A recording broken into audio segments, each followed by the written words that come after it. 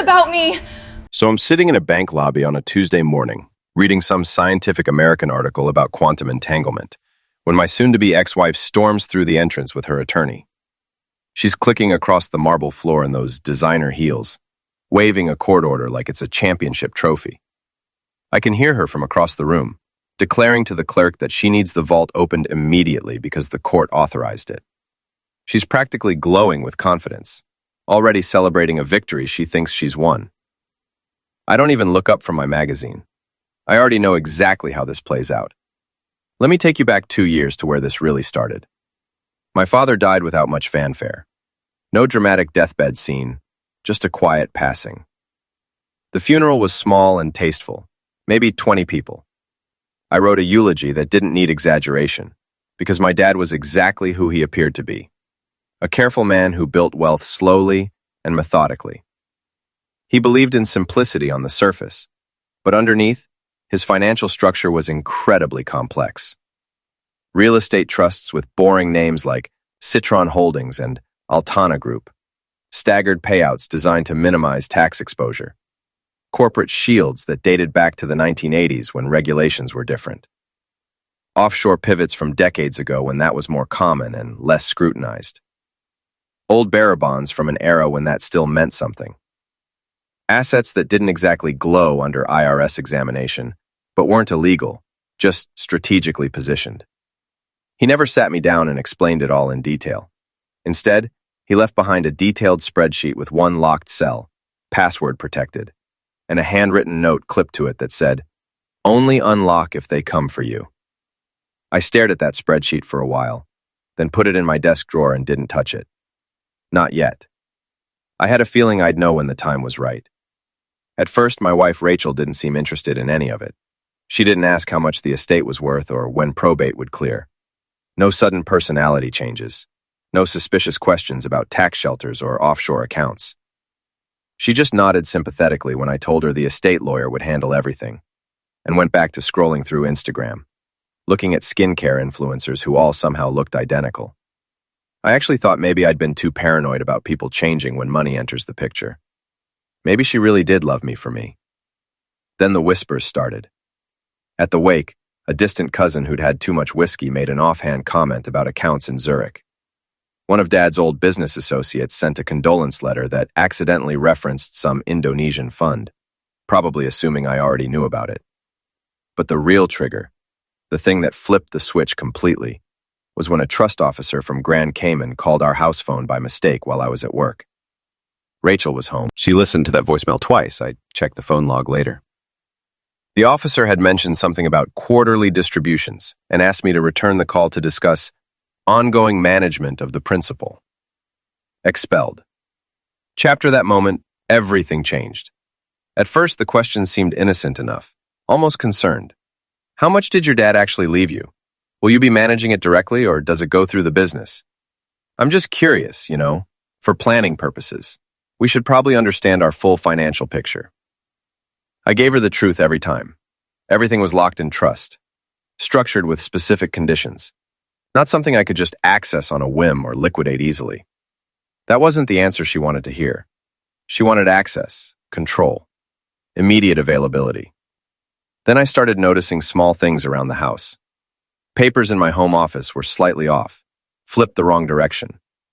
My stapler moved from the left side of the desk to the right. File folders not quite closed all the way. Documents not in the same order I'd left them. She was searching for something, but doing it clumsily at first, like someone who'd never done surveillance before and learned everything from TV shows. Over time, she got better at it, more careful, more methodical. She went through my cloud backups, tried to access my browser history, attempted to crack my encrypted folders using an old password she found written on a sticky note, Daniel1234, which wasn't even a password I used for anything important. Eventually, I came home early one day and walked in on her sitting at my desk with her laptop open, reviewing scanned PDF files of estate filings she'd somehow pulled from my backup drive. When I asked what she was doing, she slammed the laptop shut and immediately went on the offensive. "You don't trust me? Is that what this is about? You're keeping secrets?" Her eyes were cold, calculating, nothing like the warm person I'd married. I kept my voice calm and steady. Trust isn't required for inheritance. Patience is. She absolutely hated that response. Her jaw clenched and she walked out of the room without another word. That same night, she asked for joint control over some of the remaining real estate holdings Dad had left. It would really help simplify the tax situation, she said, trying to sound reasonable and practical. We could manage everything together, like a team. I told her no. I didn't yell or get emotional, just said it calmly, like someone who'd already seen this movie and knew how it ended. She stopped sleeping in our bedroom the next week, moving her things into the guest room and claiming she needed space to think.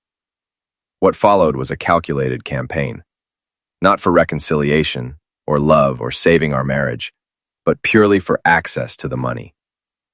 She started feigning interest in our household finances, suggesting we refinance the vacation cabin together to free up equity, offering to help coordinate with the estate lawyers because I was obviously so stressed. When none of that worked, when I politely declined every attempt, she escalated to something more aggressive. She installed a keylogger program on my computer. I caught it within 3 days because she'd named the installation file taxnotes2022.pdf, with terrible spelling and no attempt to hide it properly in system folders where it might have gone unnoticed. I confronted her about it, but gently, still giving her a chance to back down. You're digging through ashes trying to find diamonds, but I promise you, what you find won't shine the way you think it will.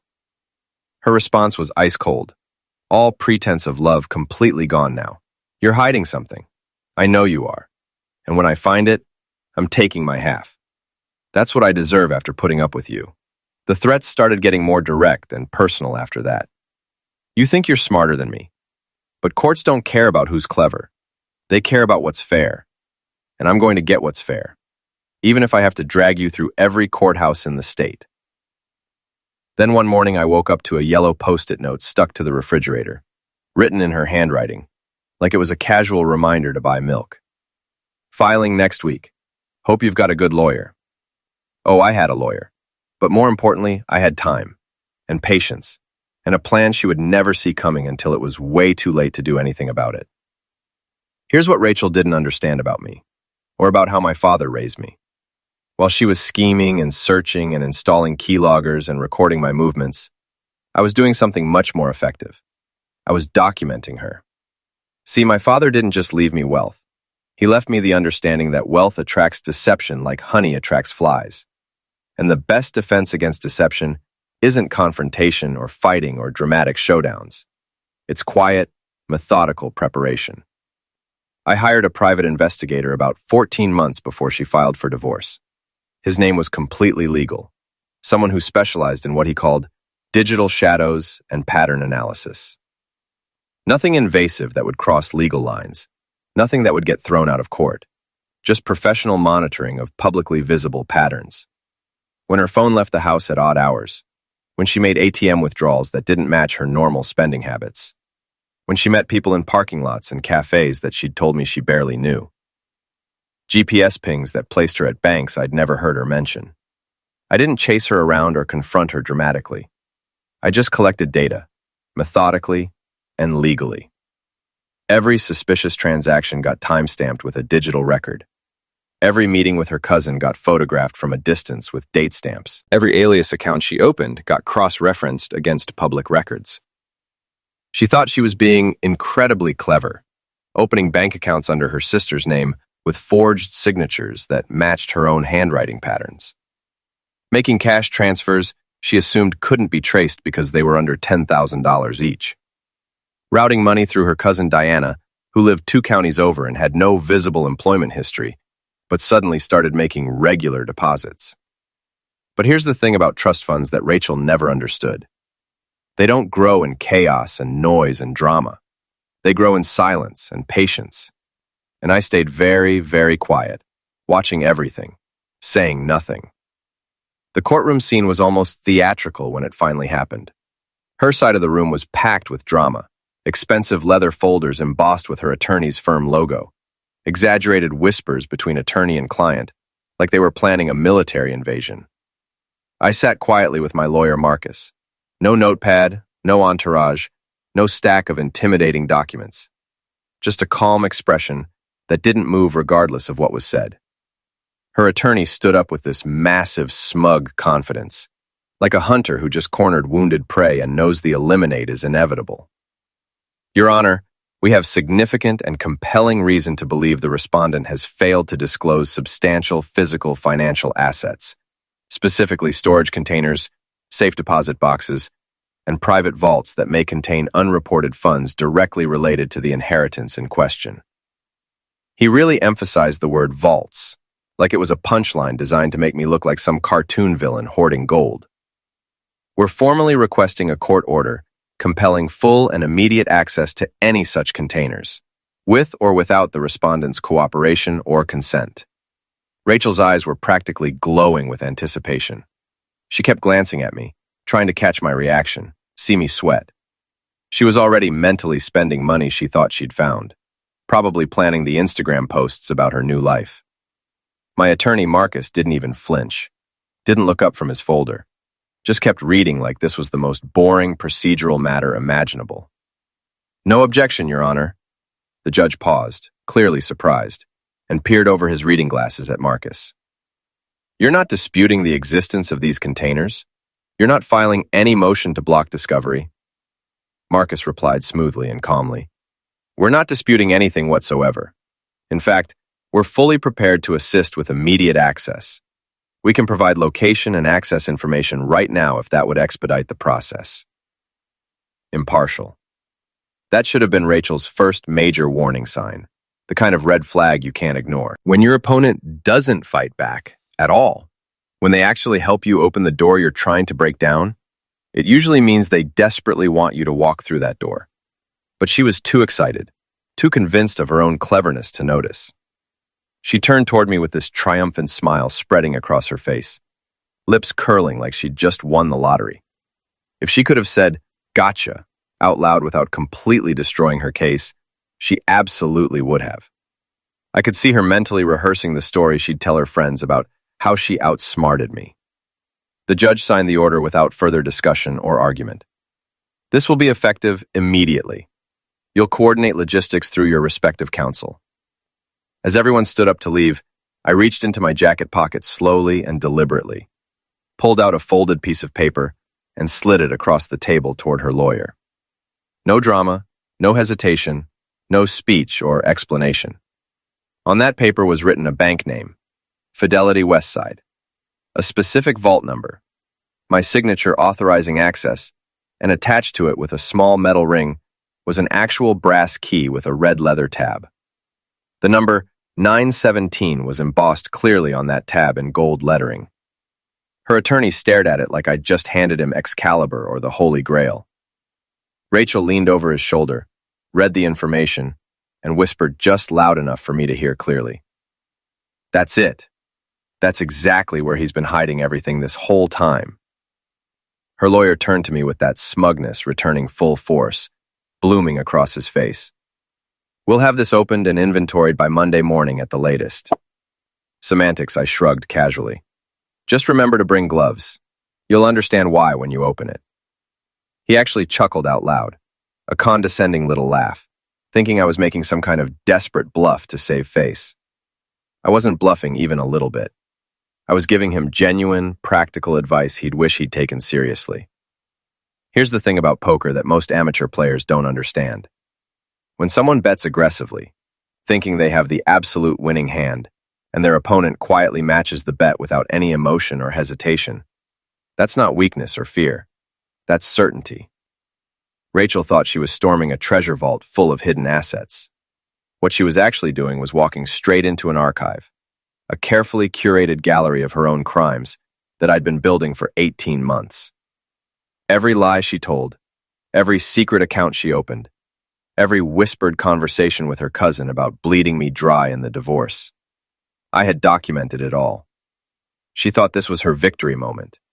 I'd been deliberately inviting her to this exact moment the entire time, feeding her just enough breadcrumbs to feel brilliant. As we left the courtroom, Rachel passed me in the hallway.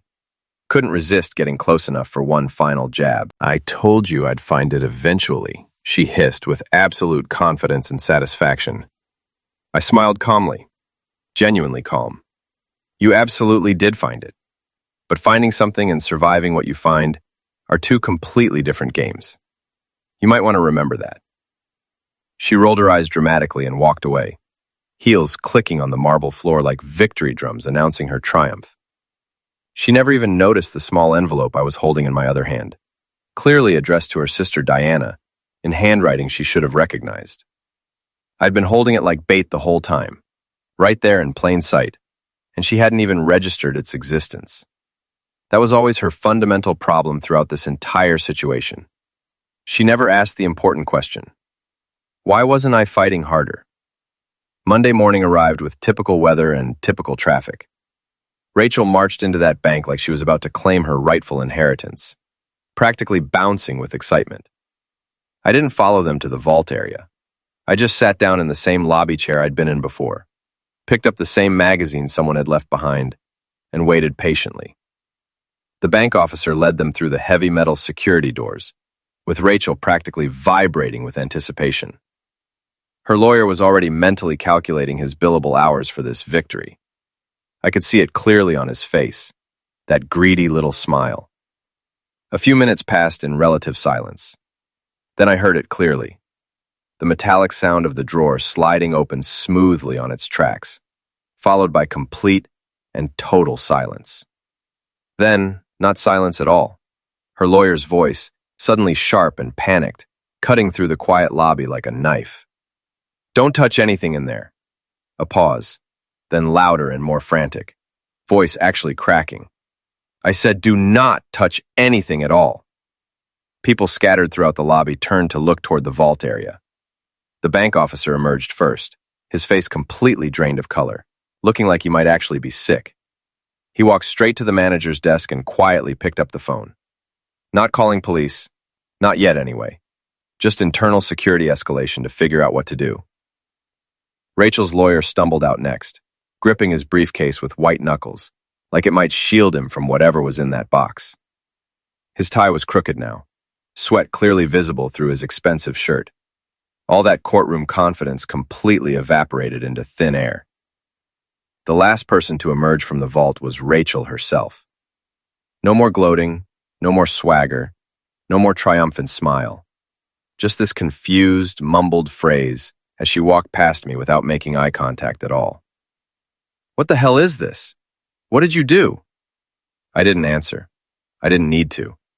But let me tell you exactly what was in that box, what she'd opened thinking it was treasure. Surveillance photographs, dozens and dozens of them. Professional quality, high resolution, and time-stamped with metadata intact.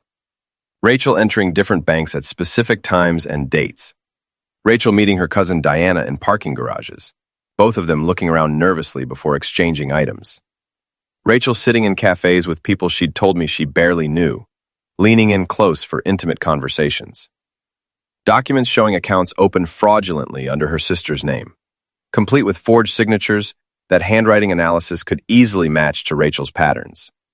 Timestamped transfer receipts showing cash movements totaling $94,000 across 4 separate accounts, with each deposit occurring within 72 hours of Rachel's documented vault visits. Screenshots of hidden accounts she thought she'd buried cleverly under aliases and fake business names. But the real, devastating bombs were the video files. Multiple clips from various sources. Security camera footage showing Rachel in a parked car 3 blocks from our house, talking animatedly to her cousin Diana. Audio crystal clear, professionally recorded. If I keep him thinking I'm broke and struggling, I can really push hard on the inheritance angle in court. He's slow to act but careful with details. I'll get everything eventually. Just need patience. Another clip from a hotel lobby showing her telling someone, he's super careful with passwords, but surprisingly sloppy with paper receipts. I've been cataloging and photographing everything I can find. The prenup's incredibly tight, unless he violates the trust clause first. That's exactly why I'm building my own safety net on the side, just in case this takes longer than expected. And at the very bottom of the box, sealed in a black envelope with an old-fashioned red wax seal that nobody uses anymore, was a comprehensive document from Gerald Rothman, a retired federal prosecutor who'd worked on organized crime and corporate fraud cases for 23 years before going into private compliance consulting. I'd put him on retainer 6 months before Rachel even filed for divorce, paying him monthly through a trust she didn't know existed.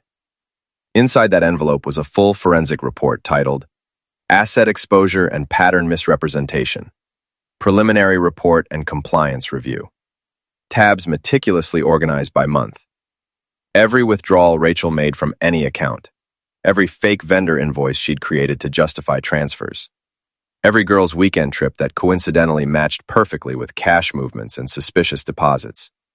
Dates cross-referenced precisely with hotel bookings, car rentals, and GPS data. Witness statements that were sealed, but ready to be opened upon legal trigger. And at the very back, an action recommendation that essentially said in legal language, wait for subject to trigger procedural overreach, then release sealed evidence for maximum legal impact. Restrain's lawyer walked over to me, his voice actually cracking as he tried to whisper and maintain some dignity. What else is in there? What else did you document about my client? I looked him dead in the eyes without blinking. You opened the box like you demanded. You tell me what you found. He swallowed hard, panic visible in his eyes. There are documents, extensive surveillance materials, video evidence. This isn't just about inheritance anymore.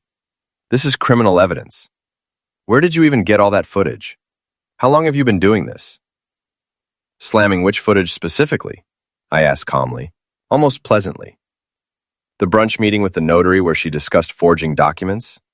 The hotel bar conversation with the cousin about hiding assets? Or the one where she explicitly said she only married me for the estate money and planned to leave once she figured out where everything was hidden? He blinked rapidly, visibly trying to calculate whether to walk away immediately or dig deeper into this nightmare. This changes everything about the case, he finally muttered weakly. Good, I replied simply. Things desperately needed changing. See, here's what they thought they were walking into that morning. A desperate husband hiding daddy's money in some dusty old vault, waiting passively to get outsmarted by a clever wife and her aggressive attorney. An easy victory with a court order in hand. Split the goods down the middle, settle hard, walk away significantly richer. But that's the critical thing about safe deposit boxes that most people don't understand. What's inside is only dangerous when you assume you know what's there. Rachel thought she was opening a treasure chest full of hidden assets and cash. What she actually opened was a confessional booth. Not for me, for her. I just locked the door from outside and handed her the key to lock herself in. Her lawyer tried one more desperate angle, grasping at straws. This could all be fabricated evidence. Screenshots can be edited easily. Videos can be manipulated or deep-faked with current technology. You really expect a court to believe she just randomly confessed in a car with a microphone perfectly positioned? This is entrapment at minimum. My attorney Marcus didn't even blink or show emotion. He reached calmly into his briefcase and pulled out a navy folder, moving methodically like he'd rehearsed this exact moment. We anticipated precisely that objection, he said flatly, almost bored. So we proactively requested and received subpoenaed security footage from multiple financial institutions, completely unrelated to this specific vault, covering the exact same timeline period. He slid copies across the table with controlled precision. Bag surveillance showing Rachel entering Redwood Fidelity Bank on May 3rd at exactly 10:42 a.m., her phone pinging on site within a 30-foot radius, according to cell tower data. Log entries showing she accessed 2 separate safe deposit boxes during that single visit. Another timestamp showing her in a parking garage with a distinctive envelope with red wax seal, meeting her cousin Diana, who exited a different vehicle. They exchange the envelope, hug briefly but awkwardly, then depart in opposite directions. That's Diana Travers, Marcus explained, like he was reading a weather forecast with no emotion. Your client's cousin. No visible employment history for 3 years, yet suddenly, making recurring deposits totaling exactly $94,000 across 4 separate accounts. Each deposit occurred within 72 hours of your client's documented vault visits.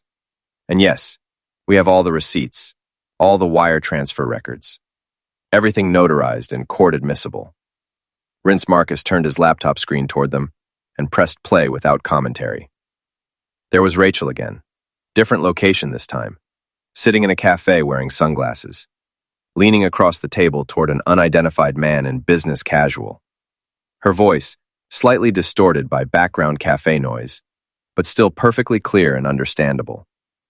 He's extremely careful with passwords and encryption, but not careful enough with physical receipts and paper trails. I've been cataloging and photographing everything I can access. The prenup's completely airtight, unless he breaks the trust provision first. That's exactly why I'm keeping my own nest egg carefully hidden away. Rachel froze completely when she heard her own voice. No denial, no outrage, no lawyer objections. Just one whispered question, barely audible.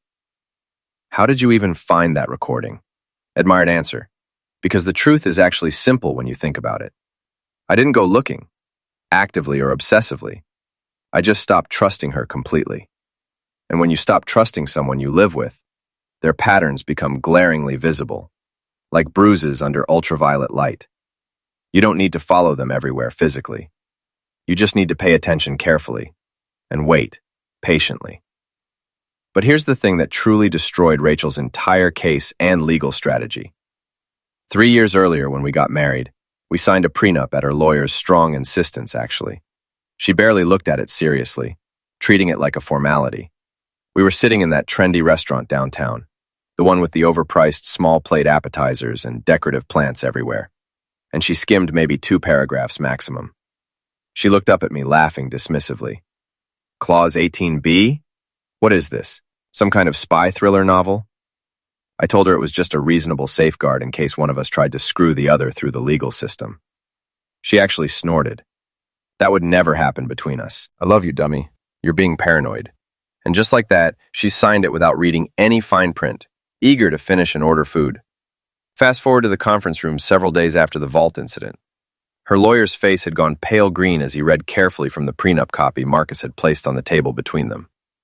Rachel was pacing back and forth, arms crossed tight against her chest, voice cracking with stress. There's absolutely no way I agreed to this specific language, she snapped, jabbing her finger at the paper accusingly. Clause 18B states clearly, in the event of demonstrable intent to defraud, conspire, or coerce through legal manipulation of marital assets, all marital assets revert entirely to the non-offending party, effective immediately upon substantiation of violation. Her lawyer looked up without meeting her desperate eyes. You definitely did sign this. Your signature and initials are right here on this page, next to this specific clause. Rachel's voice went shrill and panicked. I didn't read that specific clause carefully. It wasn't highlighted or pointed out. This can't possibly be enforceable. You're telling me I get absolutely nothing? Marcus responded matter-of-factly without emotion. It's completely enforceable if the clause is properly triggered by documented actions.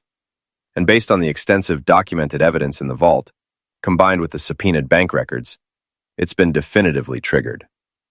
You could see the realization hit her like a physical freight train.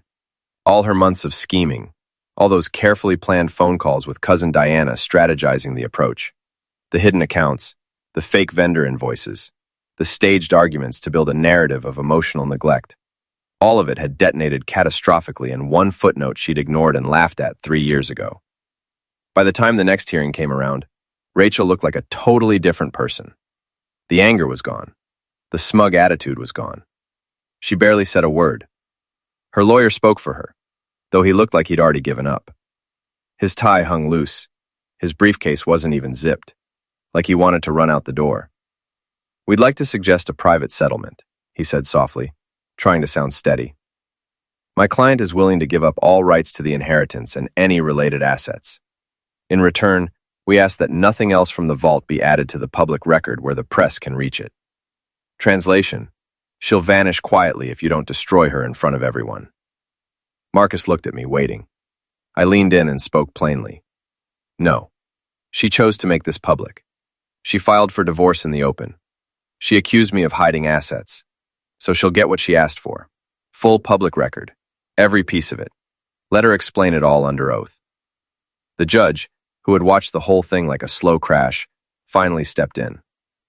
Request for closed hearings is denied. This case involves major fraud concerns and claims of hidden assets.